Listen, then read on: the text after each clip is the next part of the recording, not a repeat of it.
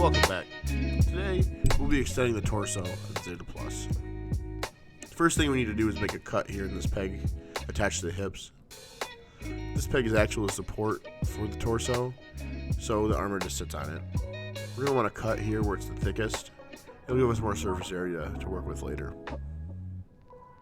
And then we'll stack 3 1mm plates to extend it by 3mm.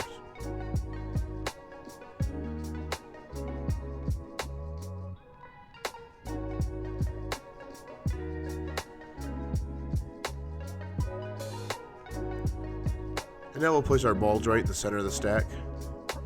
And once it's cured, we'll start cutting it to shape with some nippers.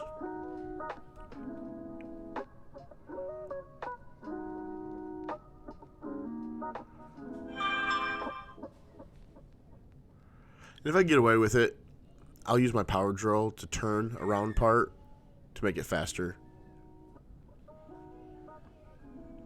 And then I'll finish cleaning it up with a sanding sponge.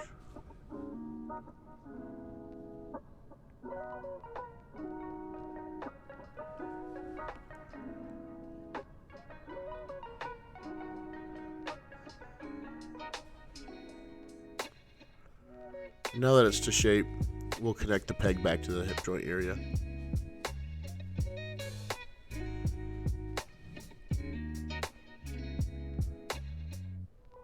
then just to give it a little extra strength, we're going to add some Mr. SSP putty to the outside of it.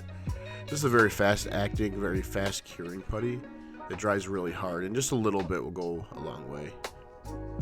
Now you see these gaps here. That means we got to extend the armor a little bit. So instead of sawing it in a half or just slapping a piece on there, we're going to take some small pieces of plastic and we're going to run them around the outside. This will extend it for us the way we need it to, and will save us on cleanup later on.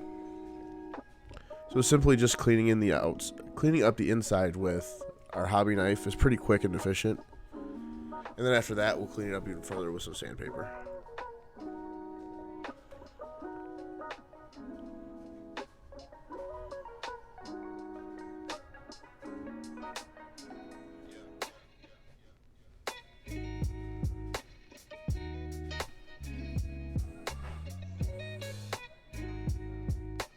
Now this part will actually lift the armor up a little bit, further filling that gap that we need filled.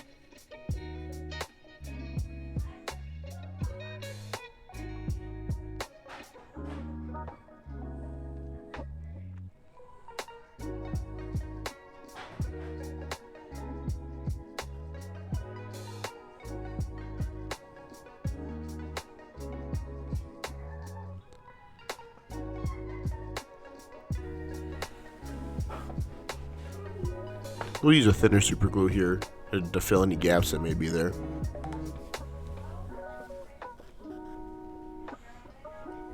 And then we'll go back in and clean it up with a hobby knife.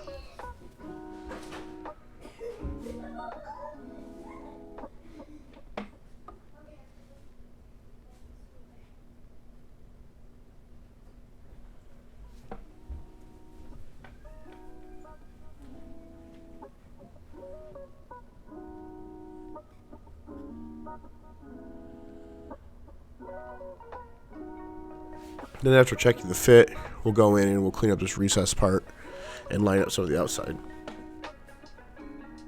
I really feel that just regular sandpaper is a very versatile tool.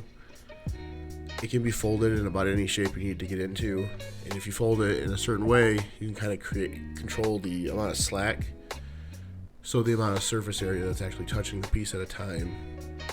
This can help you get into smaller areas and clean up corners without damaging things you don't want to, like rounding edges or, taking off material you don't want to.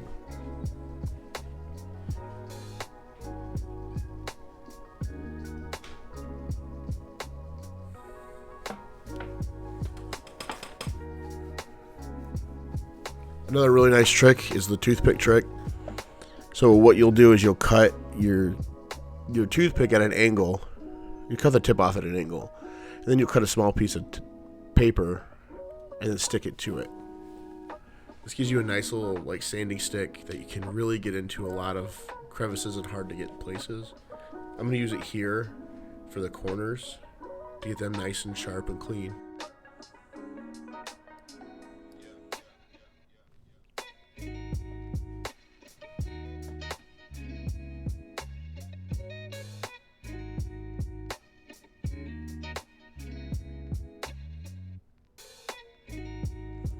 And after that's all done and nice and clean, next thing we'll do is we'll just do the same thing on the part above this one.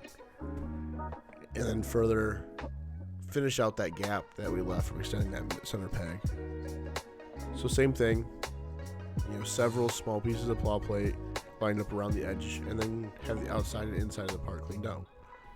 Still want to fill over our gaps with super glue. Cut everything as close as we can with our nippers.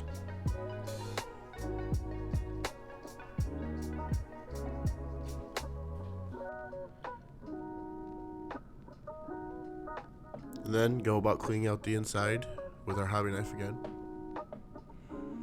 So the same thing, we're just repeating it to fill that gap that we left from extending that peg.